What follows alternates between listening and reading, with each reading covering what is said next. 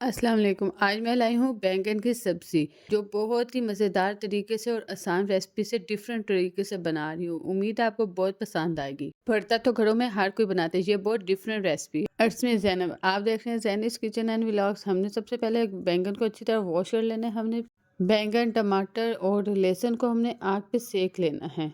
आग पे सेक लेने से उसकी खुशबू बहुत अच्छी आएगी। अगर आपके पास कोई तंदूर है तो वहाँ से सिकवा लें, वरना तो फिर घर में ही हम चूल्हे पे सेक सकते हैं। एक कढ़ाई में हमने कुकिंग ऑयल डाला, उसमें 3 से 4 प्याज़ हमने एक स्लाइस कट करके डाल दिए। अब जो हमने सारे चीज़ें हमने सेकी थी, बैंगन, टमाटर, लहसुन, ग्रीन चिली, बैंगन को हमने पानी में रखना है और हमने इसके छिलके उतारने लग जाना है। बैंगन को प्लेट से निकाल के पानी में रख देना है ताकि थोड़ी देर ठंडे हो जाए। हम इतने तक टमाटर को पील ऑफ कर लें, इसके छिलके बहुत आसानी से उतर गए। फिर हमने वॉश किया। अब बारी है गार्लिक की। गार्लिक हमने अच्छी तरह इसके छिलके उतार लेने हैं और हमने सारा गार्लिक इकट्ठा करके इसे अच्छी तरह कूट के पेस्ट बना के एक प्लेट में सेपरेटली रख लेना है।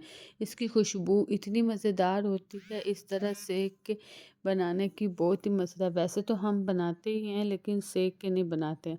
फिर हमने बैंगन के छिलके उतार लिए। अब हम देख रहे हैं कि इसके अंदर कोई कीड़ा-शीड़ा तो नहीं है। तो हमने सारे बैंगन को अच्छी तरह अंदर से चेक कर लेना है। इसके बीज जो ज़्यादा हुए थोड़े बहुत निकाल लें। जो सॉफ्ट बीज है वही ऐड करें, बाकी मोटे बीज निकाल लें। तो मैं तो निकाल लेती हूँ, मुझे ज़्यादा बीज अच्छे नहीं लगते हैं, बाकी आपकी मर्ज़ी। तो इसी तरह हमने सारे बैंगन चेक किए और हमने फिर कूटने लग गए। सारे बैंगन्स को पील ऑफ करने और चेक करने के बाद हमने दोरी की मदद से हमने कूट लेना। एक साइड पे हमारे प्याज ब्राउन हो रहे थे, थोड़ा हमने गोल्डन कलर लाना था। फिर मैंने साथ ही स्पाइसेस ऐड कर दिए, नमक, मिर्च एंड हल्दी डाल दी और साथ ही हमने टमाटर, लहसुन पेस्ट एंड ग्रीन चिलीज हमने सारा ऐड कर दिया। आप 10 मिनट कुक करेंगे और फिर हमने जो कूटा हुआ अपना बैंगन का भरता रेडी किया हुआ है वो डाल देंगे। इसी तरीके से हमने डाल देना है और फिर हमने दम पे रख देना है।